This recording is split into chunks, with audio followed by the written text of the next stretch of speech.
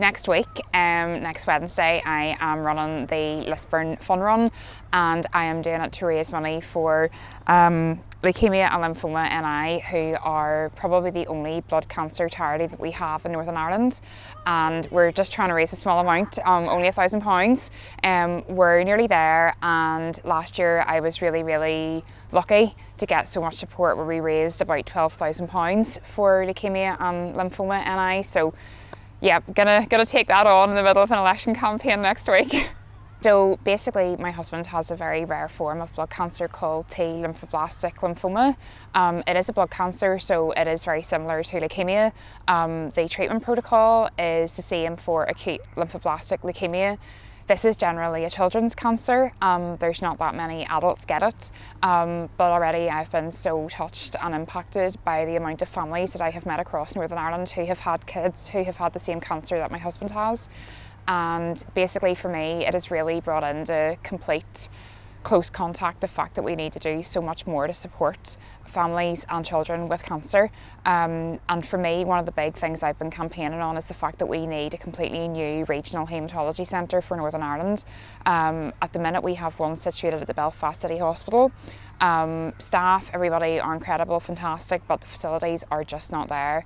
And all the money we raise for leukemia and lymphoma NI stays in Northern Ireland to fund research. So because this is a very rare and aggressive cancer, some of the treatments are sort of lagging behind whenever you look at the likes of what we would call solid tumour cancer, so the likes of breast, bowel, stuff like that. Because this is a blood cancer, it's obviously very difficult to treat, and a lot is unknown about it really, because it is so rare and because it is an entire systemic cancer.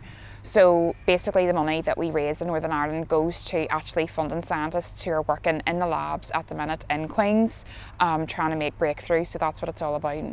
So Dale started treatment last June, 16th of June, never forget it, and we had just been basically told on the 2nd of May, sitting in the Lagan Valley emergency department, that he had cancer, and we obviously left in tears, and I don't think I'll ever get over it. I'm still not over it, probably, to be honest. But we were told like it'll be okay, it'll probably be a lymphoma, and that's a good one. You want this one, it's a good one.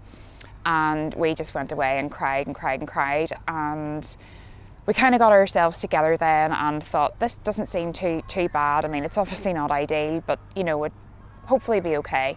And then on the 16th of June, his tissue biopsy came back, and he had a mass, like a loose mass of jelly and stuff in the middle of his chest.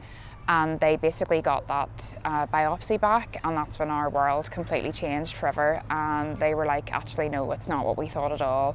It's this very rare cancer called T lymphoblastic lymphoma, we think, and that has a very different prognosis to what we thought it may have been.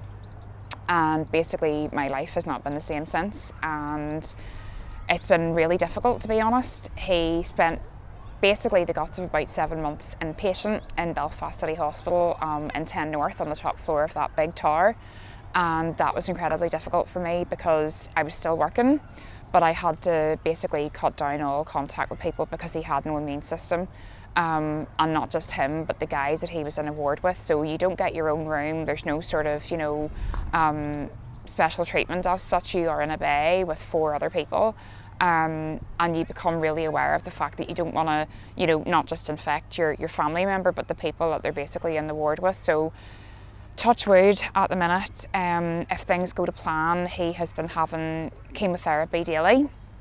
That's still ongoing, and touch wood, if things go to plan, that'll continue on for the next 2 years. If things don't go to plan, then it would be looking at a stem cell transplant or a bone marrow transplant.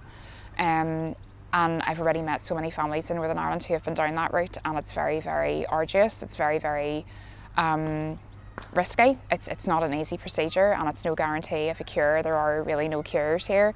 And basically it's opened my eyes to the fact that we need to do so much more to support stem cell donation and bone marrow donation and awareness, in the same way that we've seen with organ donation. So it's really very tough, but it's the other people that have gone through it that keep you going. I couldn't do it without my family, and I couldn't do it without my team behind me.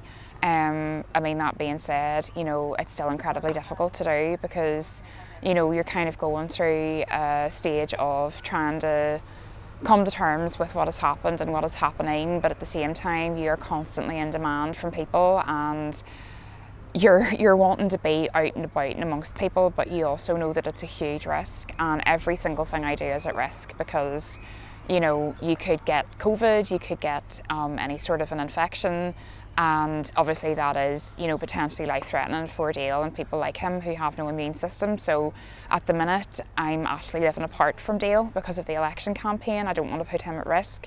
I do want to put my whole heart into this, because people here in my home of Lisburn have told me to go for it, but at the same time it's extremely difficult, because I don't have that support for me there, and I feel like almost in some ways I'm doing it on my own because he's not there with me. But 3 weeks to go, and hopefully I'll have him back soon enough.